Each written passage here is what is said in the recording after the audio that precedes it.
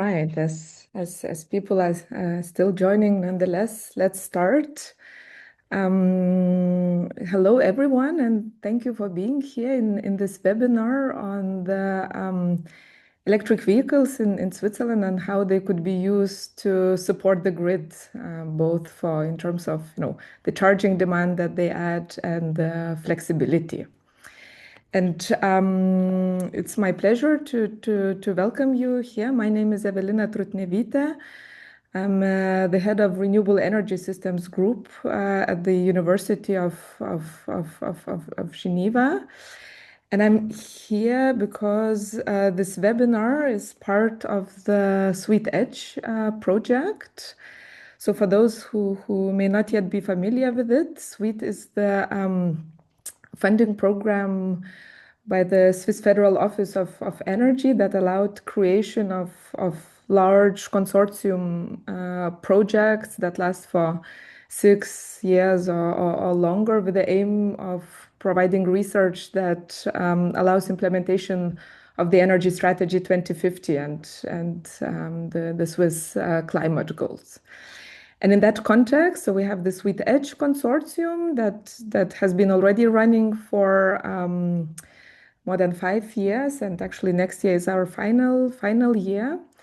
And the Sweet Edge Consortium focuses really on this integration of high shares of renewable energy in Switzerland. So both to develop scenarios of how Switzerland could look like if it has a very high share or maybe entirely renewable energy-based supply, but also we are specifically looking in tailored solutions also for the Swiss urban areas and rural areas and the Alps. And so the overall project is led by APFL and University of Geneva, but then of course in the whole consortium we have 15 research partners from both the ETH domain, but also universities and universities of applied sciences, and over 60 cooperation partners that support us in various basically links to industry and public administrations. And here you can see the website to Sweet Edge, so all our outputs and activities can be found there. And today, so again, it's our pleasure to welcome you to this webinar on electric vehicles. And we are delighted to have a basically joint webinar that is combined between industry. So we will have 2 representatives from CKW Axpo Group presenting their perspective. And then we will hear also from María Parajeles, who is one of the EDGE researchers, who will show you some of her research findings. And then eventually we will have time for a discussion and questions and answers. So now in terms of housekeeping, all of you are automatically muted. So when you have questions, and I do hope that you have questions and comments, please first of all use this Q&A function in Zoom to post them. And I suggest that we go through both presentations in one go, and then in the end, I'll look at this Q&A, so questions and the comments that are posted and select some of them for our speakers. And if we will see that some of those need a more specific discussion, I might then unmute some of you. This whole webinar is also recorded, so the part on the presentations will be then eventually also uploaded on YouTube, and you can have access. And also please do share that with your colleagues. However, the Q&A part will, we will not record that. All right, so that's for the intro, and as I said, it's my great pleasure to welcome now two colleagues from the ZKW Axpo Group. So on the one hand, we have Yves Korodi, who is the head of strategic grid planning in ZKW Axpo. So he both works on, the planning issues related to high, medium, and voltage level grids, orders, basically the development and maintenance projects, but also they are building a comprehensive grid data platform that can be used for different purposes. And along him, we also are happy to have here Lukas Elmiger, who's a grid planning engineer at the same company, focusing on electric vehicle behavior and low and medium voltage grids. And he's also kind of works both at the interface of research and utility perspective. All right, so thanks to both of you for being here. And then, yeah, I would like to invite you to share your slides, and the floor is yours. So, hello to everybody. Thank you very much for the invitation and for the possibility to show our most recent research on EVs. If we go to the next slide, me and Lucas are with CKW. CKW is basically the electricity supply for the central area of Switzerland, and we are part of the Axpo Group. CKW usually has 2,000 employees, Axpo Group around 7,000 roughly. And as all utilities in Switzerland, we see a dramatic development over the upcoming years. And if we look back to the past year, we had power load for the household on medium and low voltage level of about 400 megawatts. So we supplied around 400 megawatts for our citizens. This excludes the higher demand voltage, like the large scale industries or other utilities we supply through our grid. So really the households. And I showed this graph once at a different event, and now we go a little bit further with that presentation. We have the PV development, which is according to the reference scenario from the Swiss Federal Office of Energy. So we assume that there will be a significant demand during supply during the summertime of roughly about 1,100 megawatt. And during the wintertime, also the loads will increase. So hopefully we still have some industries and that remains more or less the same. The households will increase due to the population, but become more efficient. So maybe it will more or less the same in 2050. But with heat pumps, there is a new demand. And especially with electromobility, there is a new demand. And just a small mind game. We have currently around 250 cars in the central area of Switzerland or in the state of Lucerne. And this 250,000 cars might be electrified in the year 2050. And if all these cars would charge at the same time with 11 kilowatt, which is a typical charging power, we would produce a load or a power load of 2,750 megawatt. Now, of course, this demand is not will not be the case because not everybody is charging at the same time. So it will be distributed. There will be a factor to consider.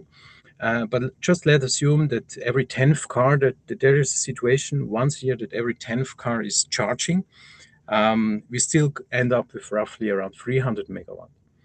And then we have to consider this is on a higher voltage level, this thinking. So if you have a street and in this street are just two houses, it's very likely that these two houses will charge once a year at the same time. If you have the same street but with 100 houses, it's very unlikely.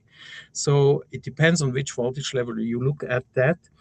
And depending on that, we really have to consider that in our planning activities. And to better understand this, we collaborated with ETH and we could, together with María and Lucas, realize a master thesis who specifically focus on that point.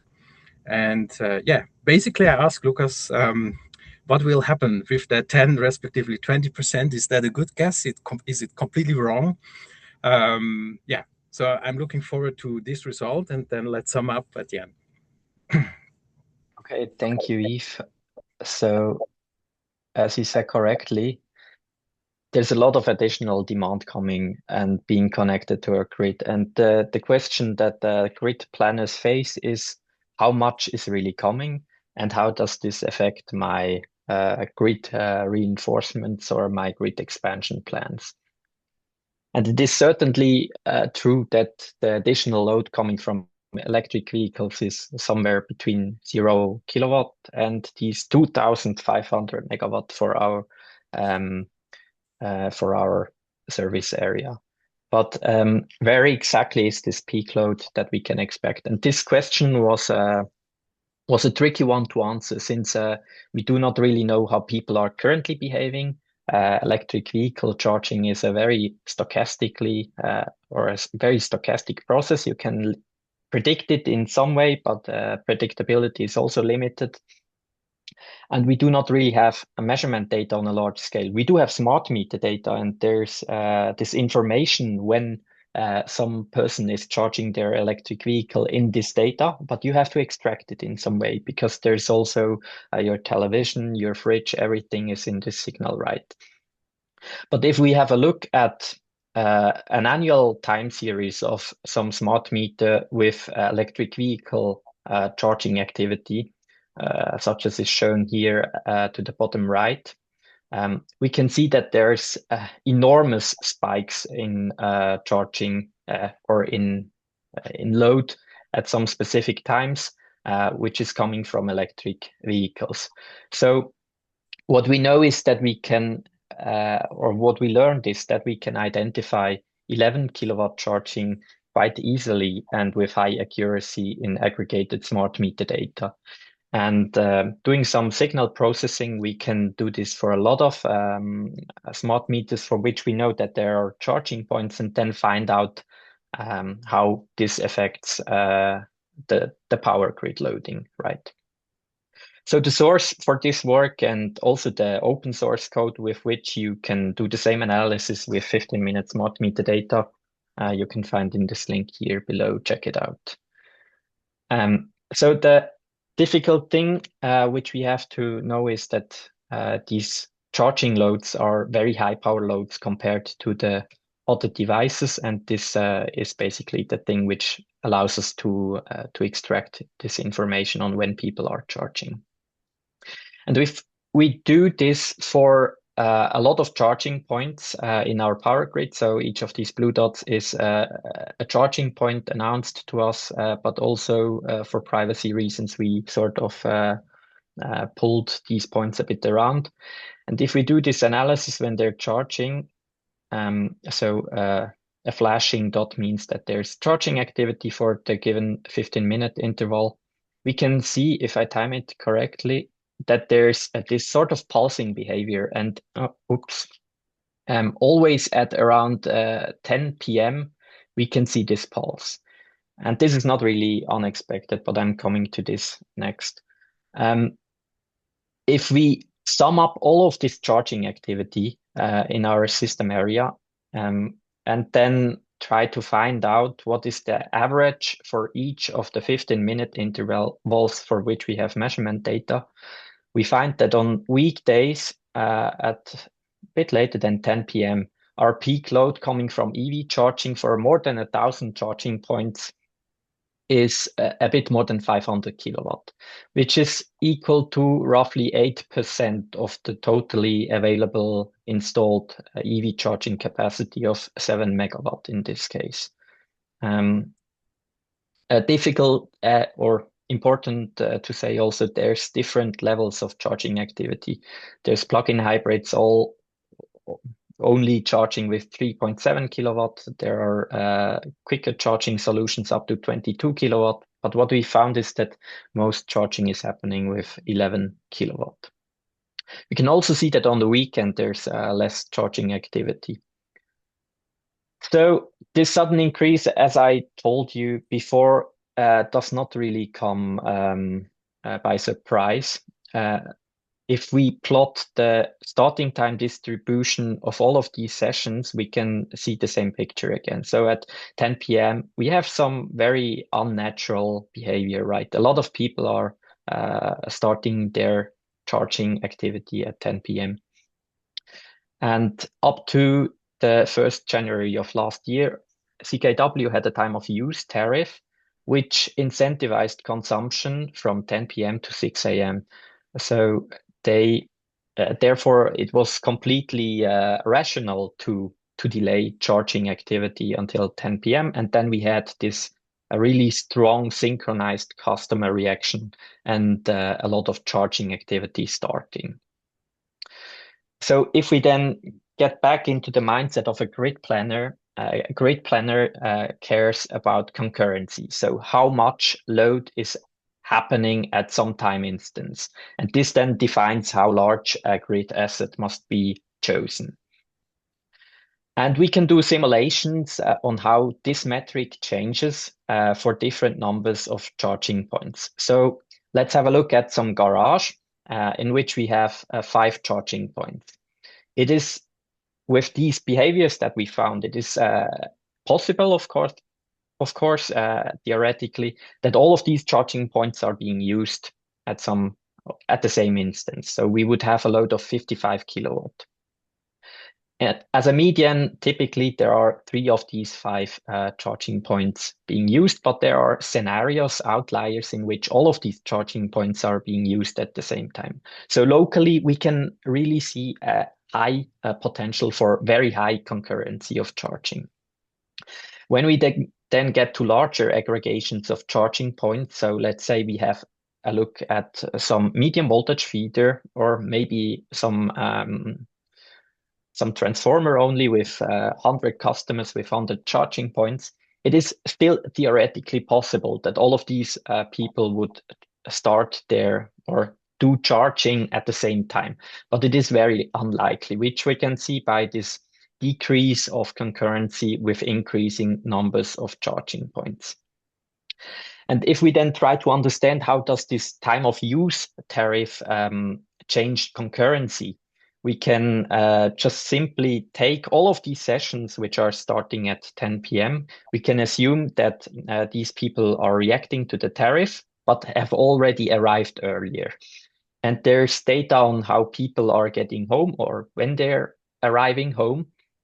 And if we then assign new starting times for these sessions, which were unnaturally biased before by the tariff, we can find out how concurrency would be without this tariff. So this is then the blue distribution. And we can see, especially for large numbers of charging points, this becomes an important aspect, right? So we can learn that the time of use tariff really increased concurrency.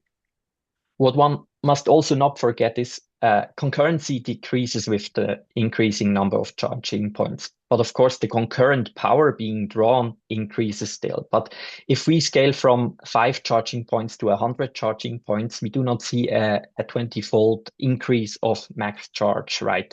We can see a much smaller increase than expected. So we do get, in the very worst scenarios, like 350 kilowatt of the installed 1.1 megawatt for 100 charging points. So this is the important information which grid planners need to consider. If we then think about how we could decrease this worst concurrent charging activity and take as a reference, or again, the metric that we want to minimize is the concurrency. And if we compare this to this unbiased charging behavior, so people are not reacting to some time of use tariff and are just plugging in when they're getting home, we could say that we reduce all charging activity to 3.7 kilowatt. If the session is able to finish before some time in the morning, or we can reduce the charging rate to the lowest possible rate such that they can finish until the morning. This could be done by some peak load tariff model. Or then another approach to staggered EV charging, meaning that each charging point has some specific starting time assigned at which they can start their charging activity. I ran some analysis, and the optimal one was the scenario with 4 evenly spaced slots with 50% participation, meaning that only 50% of all charging points are taking part in this strategy. And what we can find is that, especially with this scenario, we could decrease concurrency for large numbers of charging points significantly. But there's, of course, also a drawback. We cannot really control this participation rate. And with higher participation rates, we again have the synchronization of charging activity, which is very undesired. So this is not a really practical approach to decreasing concurrency. And on the local scale, one must say, we could maybe decrease concurrency quite significantly if we have neighbors A, B, C, D, and they all have different starting times for charging.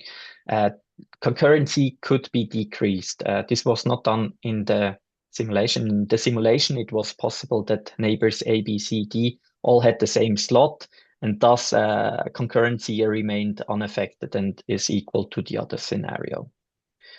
But we could, of course, do this in a better way. So what are the next steps?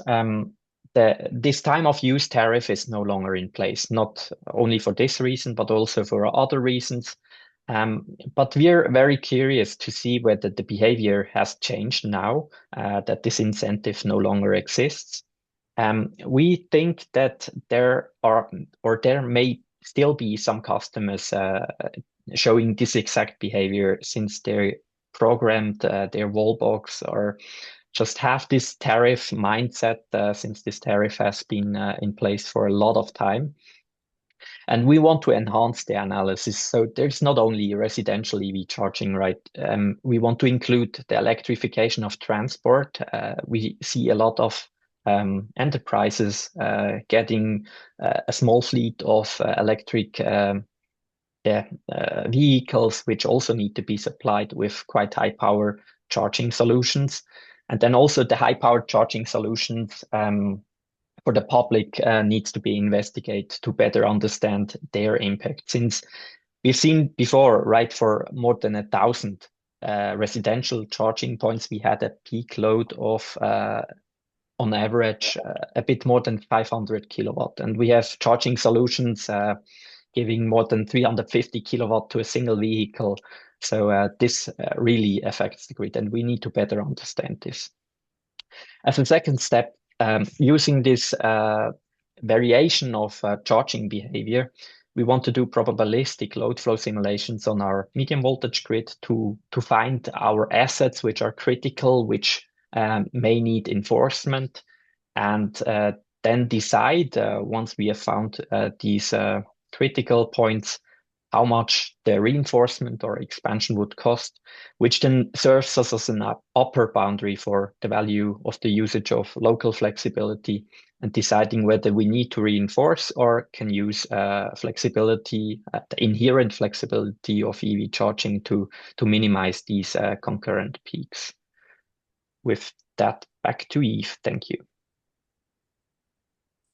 Thank you very much, Lucas. So what we took away from this study analysis are the following points. So at first, I can conclude that it is possible to detect EV charging behaviors based on smart meter data. It will not be real time, but looking back and evaluating the smart meter data, this is possible.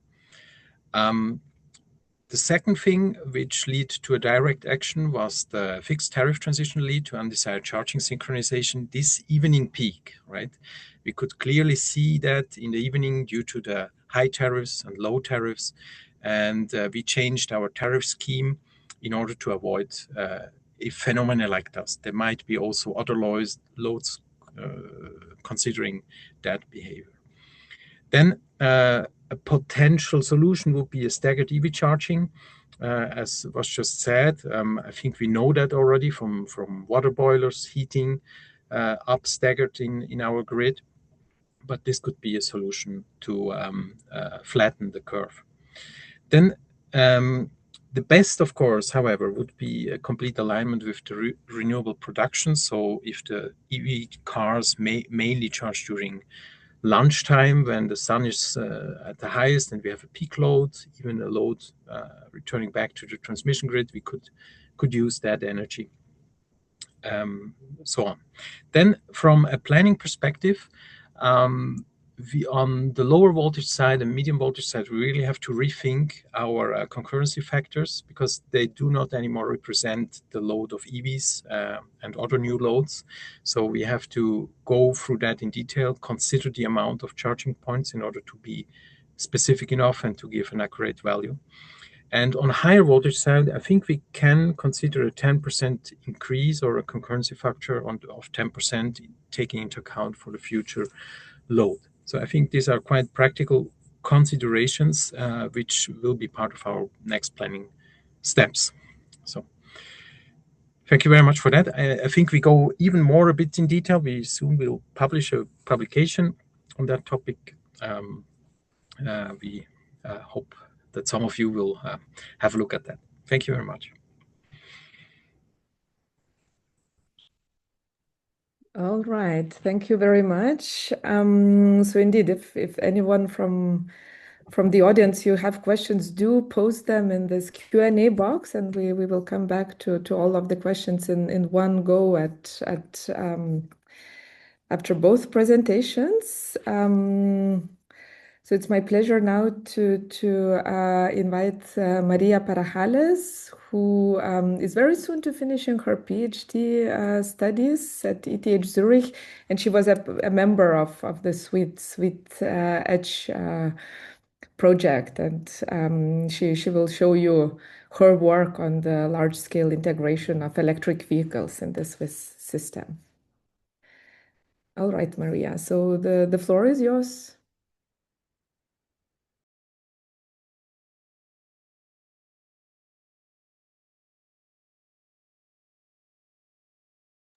Hi, everyone. I think you can hear me, and Yes. now you can see me. Okay, good. And you can also see my screen, right? Yeah, all good. Perfect. Then, yeah, thank you, Evelina, for the introduction. And it is my pleasure also to be here and to complement the presentation from Yves and from Lucas for their work also at CKB. So I'll be presenting a bit more of a research perspective of how we've been modeling transport charging demand flexibility, and also its integration into what we call an evolving power system of nowadays. Yeah, so let me just set up here. Well, okay, perfect. So we just heard a bit about how from the distribution system operator side, we're using some existing smart meter information to characterize that EV charging demand, and also how they're evaluating already some of these basically flexibility measures with those strategies for differentiated charging. But for planning for the future, we also need to characterize how demand and flexibility could actually look like in the next couple of decades. So in our research, we try to do this. So we try to understand this from a bottom-up perspective. So we start from how people actually travel, deriving where and when vehicles would need to charge, and then also estimating how much of that charging can actually be flexible. So once we know that, we can ask a broader question, which is, what does this flexibility actually mean for the electricity system? So today, what I'll try to do in this presentation is to walk through this chain. So from mobility behavior to charging demand to flexibility, and also finally talk a little bit about our research on the impact on the electricity system, and a bit of a teaser of having a deep down into how this affects also future distribution grids as well. So the first step on this chain that I just showed you is understanding mobility behavior. And so because these mobility choices just ultimately determine when and where vehicles will need to charge in the future. So to capture this, we, in our research, use georeference transport simulation models that cover the Swiss population. So, of course, all of this presentation will be a big case study of Switzerland. This we do with the help of our colleagues at the Transport Planning Department here at ETH with their developed agent-based model there. Yeah, so this model, what it does is represent statistically the population of Switzerland, and it tells us very valuable information like when people travel, so at what time in the day, how do they travel, so how do they choose to move, whether that is by train, by car, or whether they walk to some places, and also where do they go during the day. So of course for this presentation and also for our research in general, we focus on those people who choose to travel by car. And so all of these similar to what Yves and Lucas presented, we focus also on passenger car charging. Yeah, so from this we can determine basically when vehicles are driving and when they are parked. And these parking periods become potential charging opportunities. So that's really why we look very much in detail into them. So in this figure here that just appeared on your screen, you can see, for example, the number of parked vehicles throughout the day, in the weekends, and also during the weekdays. And you can see that we have a different distribution for where people or when people are parking at different locations. And that can be, for example, at home, at workplaces, or at public places, just like leisure locations. So here, for example, I think you can see also my pointer. You can see that on weekdays, many vehicles leave home early in the morning and then park at workplaces during the day. But that, of course, changes during the weekends. Those departure times become a bit later. And also leisure locations are a bit more dominating during the day. So using these mobility and parking patterns that we just saw, we can now estimate how much charging electric energy is really needed and where it could appear across the country. So the first thing we observe in this map here on your right is that charging demand is not really evenly distributed geographically, as we can see by the different colors here of energy that is required in different municipalities across the country. It tends to concentrate, of course, in urban municipalities and in the Swiss Midlands, so in this area right here. And this is just because this is where the density of vehicles is the highest. If we also focus, so all of this information is also focusing on home-based charging. We can also infer by what I showed you in the slide before that most of these charging would occur during the night, because of course these vehicles are parked at home overnight. And on the map, this again focuses, of course, on urban areas during the or around the Midland area.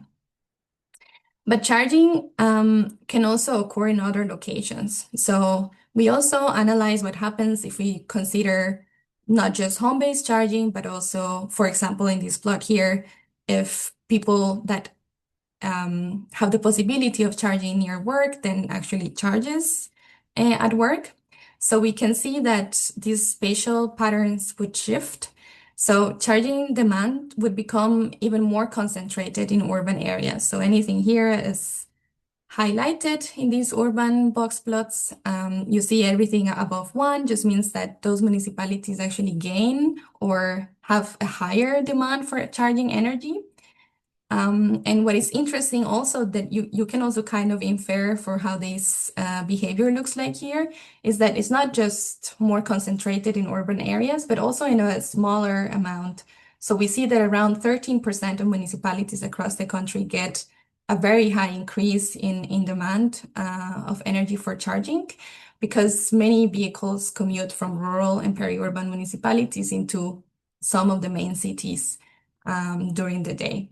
So as a result, part of the charging demand moves not only spatially, but also from nighttime hours to daytime hours, following these commuting patterns.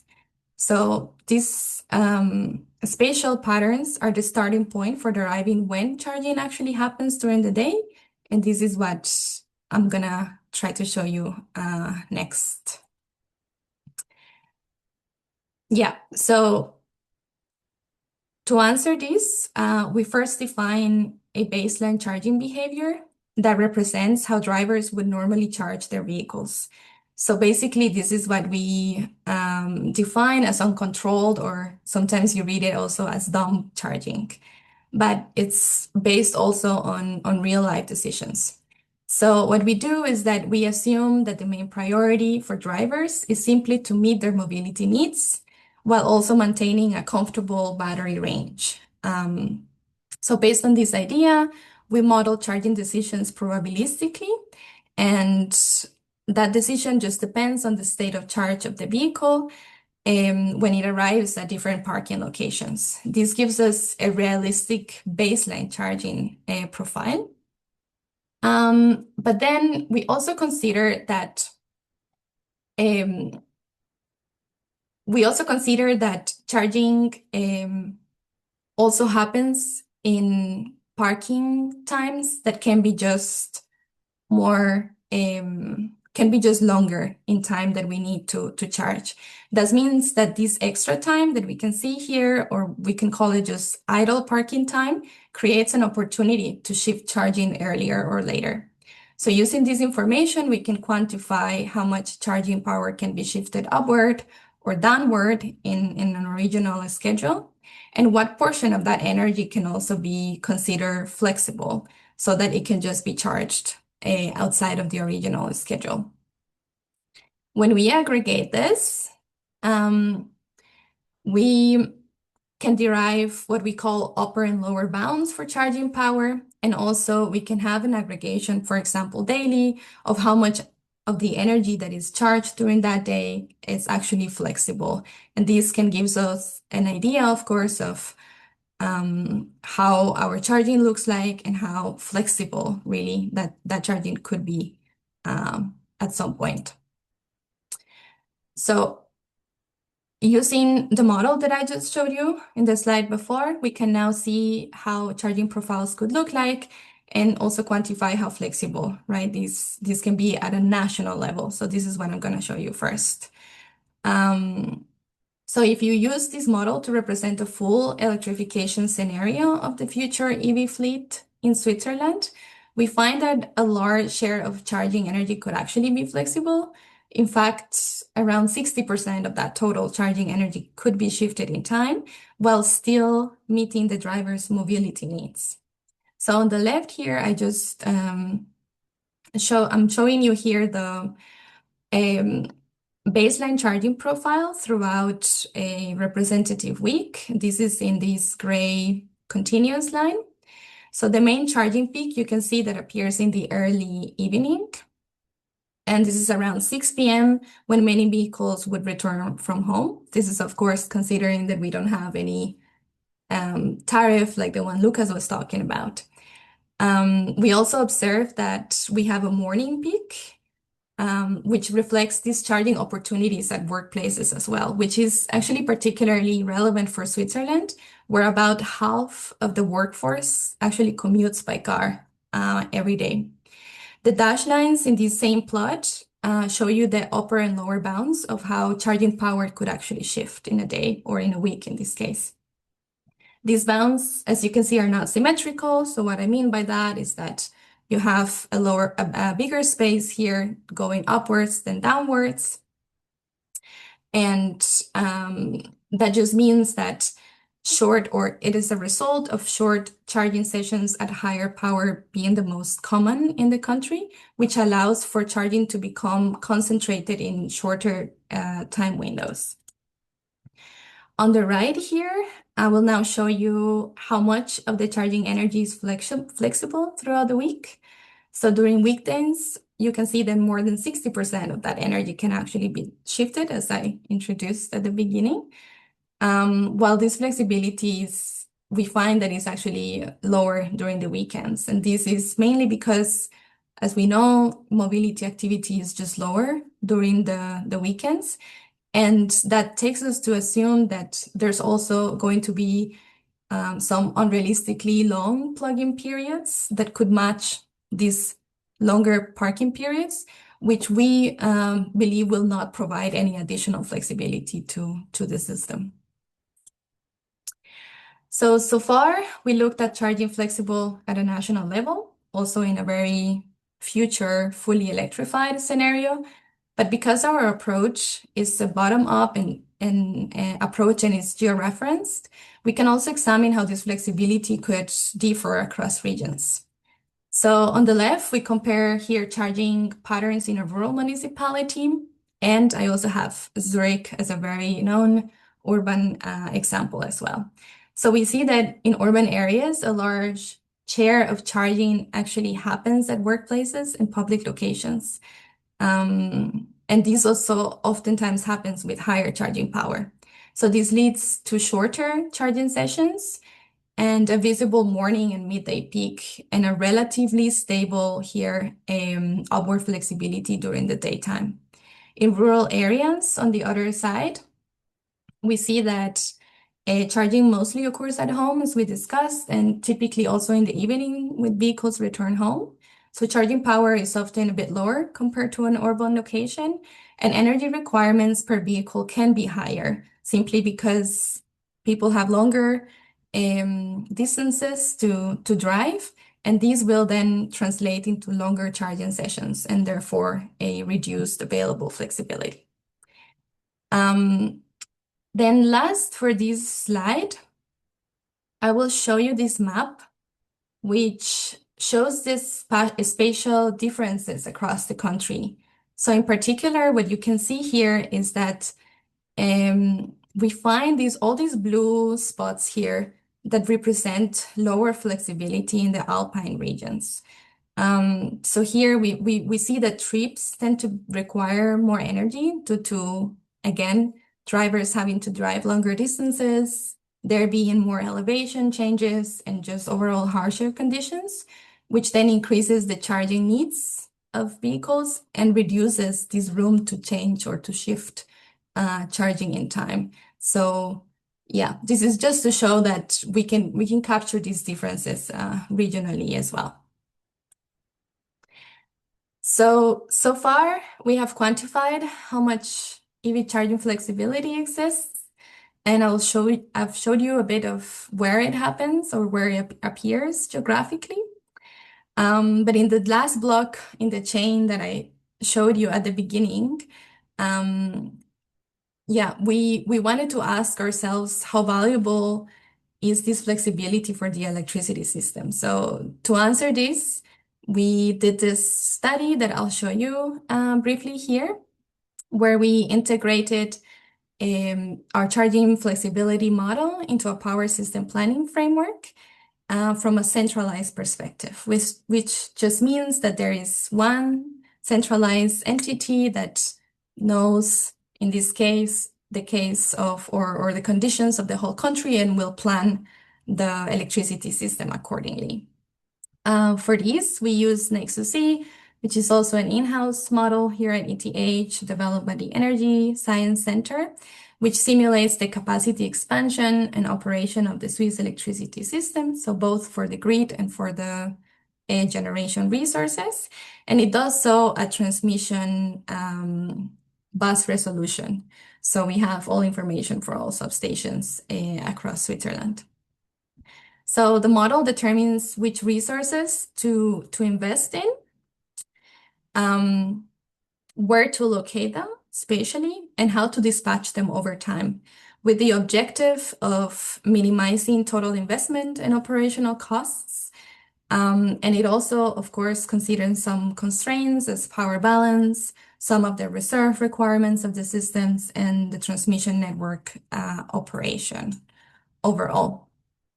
When we add the flexibility information that we derived before, that I showed you before, so meaning the charging profiles and the upper and lower bounds for charging power, we do so at each transmission node. So the information that we introduce is geographically differentiated, and it just depends on how the supply area of each transmission node actually looks like.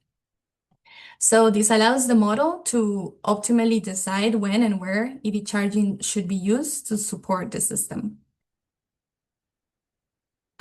So using this model, we can evaluate, for example, how EV charging flexibility affects the operation and cost of the electricity system, and also the price and ultimately how this flexibility is used.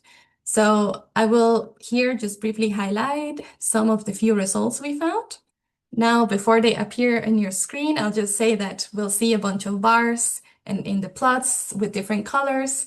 And just to introduce all of these different colors, just show different scenarios that we evaluated. And these scenarios model different renewable energy targets, so having more strict renewable energy targets or more loose ones, and also different levels of integration of Switzerland into the electricity market of Europe. So first, here it's a comparison of the different costs and incomes of the system. And we see that flexibility reduces, of course, overall system costs because charging can be shifted in time. Then the system will require just less installed generation capacity, which then translates into lower investment costs. Second, the flexibility also helps the system operate more efficiently. It improves the dispatch of variable or renewable energy, and it reduces the need for high operating cost generation. And this, of course, lowers the overall operational costs.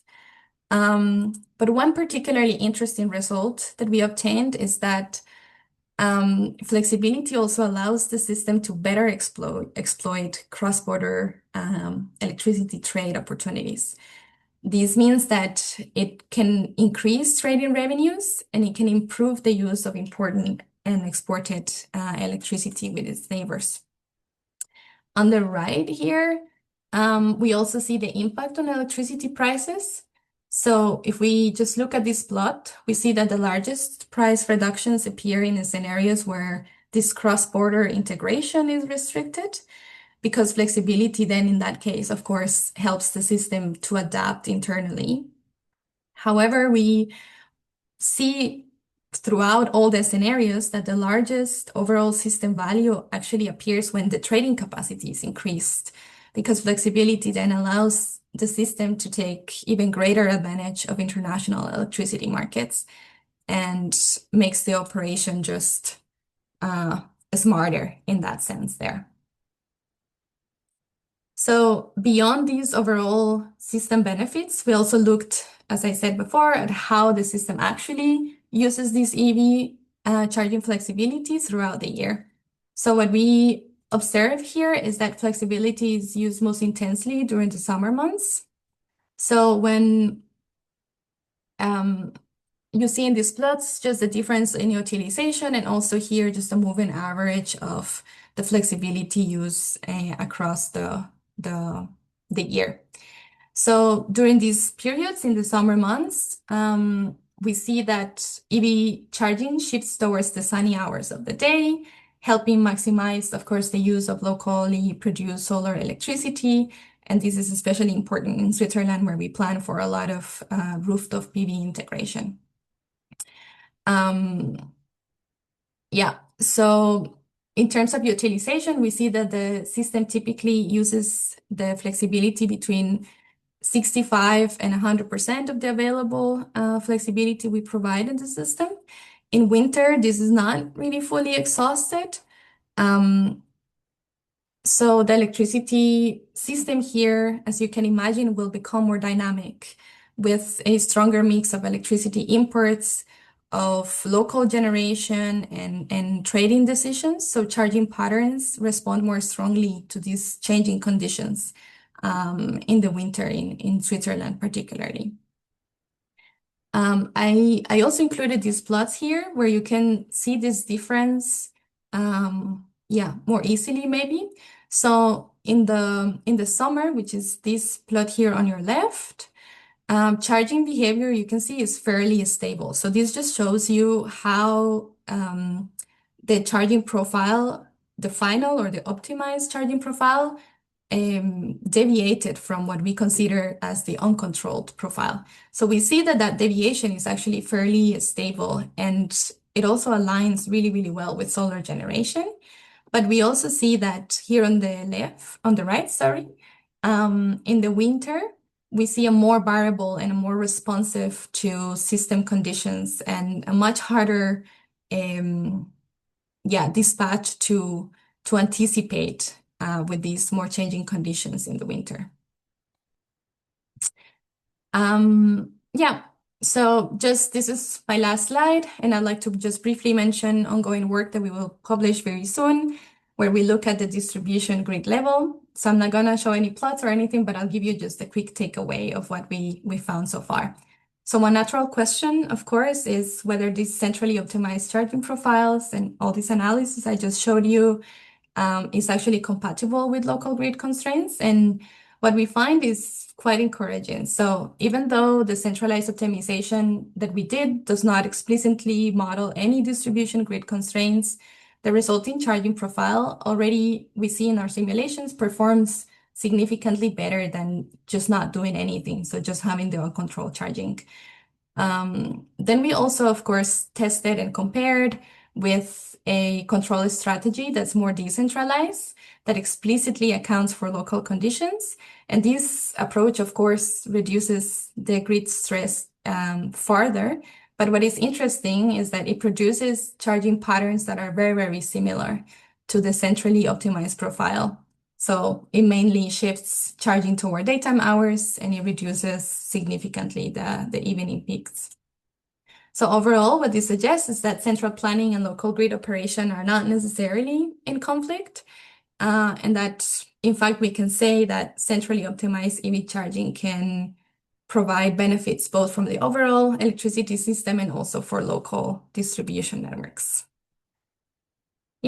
So with that, I want to finish my presentation. And the very last thing is that this data is also available and has already been used in our consortium and in other consortia, including real-world use cases in different municipalities in Switzerland that have been led by some colleagues in the Pathfinder consortium. So feel free to reach out also in case you're interested in some case studies as well. And here is my contact. So thank you for your attention. All right, Maria and Lucas and Eve, thank you very much for your presentations. Using this occasion, I would also like to briefly mention our upcoming events. So we have this webinar series now established until the end of the year. You can see here one of our next webinars, for which we already have the date set, will be on 16th June. And on the so-called recommender tool for energy planning. So it's the kind of tool that targets Swiss municipalities, communities, especially those that do not have large budgets that they can spend on their energy plans. So this is a tool that is made available using public data. So that will be presented then. And then also on 11th of November, we will have our third Swiss conference on decentralized energy in Bern, next to the train station. So you're welcome to sign up for that and attend. And then please, if you're interested in Sweet Edge findings, here you can find the various contact information, but also, if you have further questions for our speakers and you cannot find their email addresses online, do send us an email to this Sweet Edge overall email address, and we will connect you.